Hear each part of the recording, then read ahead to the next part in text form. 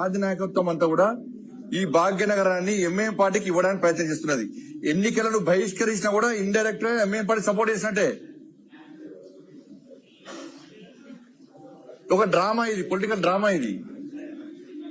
మీ డివిజన్లలో 80% హిందువులు ఉండన్న విషయాన్ని మీరు గుర్తుంచుకోండి. కార్పొరేటర్లకు మేము మీకు వ్యతిరేకం కాదు, విమర్శిస్తలే. మేము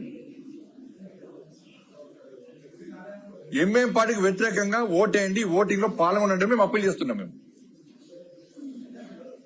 ఎక్కడ కూడా హిందూ యూత్ గాని హిందూ సమాజం గాని ఇప్పటికే ప్రెషర్ బాగా వస్తున్నది. మాకు విపరీతమైన ఫోన్లు వస్తున్నాయి ఆయా డివిజన్ నుంచి. అరే 15 నిమిషాల సమయం ఇస్తే నరికి చంపుతున్నారు మమ్మల్ని ఎంఐ పార్టీ. అటువంటి పార్టీకి మా కార్పొరేట్ ఓటేస్తాడా? అటువంటి పార్టీకి బీఆర్ఎస్ కాంగ్రెస్ సపోర్ట్ ఇస్తుందా?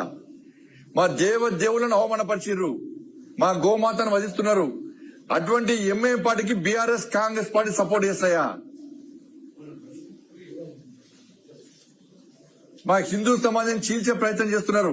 అటువంటి ఎంఐఎం పార్టీకి BRS party Congress party support చేస్తారా? వాళ్ళని గెలిపిస్తారా అని చెప్పి చాలా హిందూ సమాజం ఈ భాగ్యనగర్ లో చాలా ఆగ్రహంగా ఉన్నారు. ఆయా కార్పొరేటర్ల మీద ఒత్తిడి తీసుకొస్తారు గ్యారంటీ. ఇప్పటికే స్టార్ట్ అయింది చాలా డివిజన్లు కూడా. ఇంతకుముందు సమావేశం జరిగినప్పుడు చాలా మంది మా డివిజన్ అధ్యక్షులు చెప్తున్నారు, అన్న మా డివిజన్లలో హిందూ సమాజం అంతా ఒకటైంది. కార్పొరేటర్లు గిట్టారు ఓటింగ్ లో పాల్గొనకుంటే, ఎంఐఎం పార్టీకి వ్యతిరేకంగా ఓటు వేయకుంటే ఎట్టి బస్సులో హిందువులు వాళ్ళను నెక్స్ట్ ఎలక్షన్ లో వాళ్ళకి ఓటు వేసే ప్రసక్తి అని చెప్పి కుండ బదులు కొంటే స్పష్టం చేస్తున్నారు. ఇది అనుకుంటారు కావచ్చు, ఇంకా 6 నెలల దాకా ఉంటుందని చెప్పి. పక్కా 6 నెలల తర్వాత జరిగే జిహెచ్ఎంసీ ఎన్నికల్లో ఈ BRS party Congress party corporator డివిజన్లలో ఓటు వేసినప్పుడు ప్రజలకు ఇదే గుర్తొస్తుంది.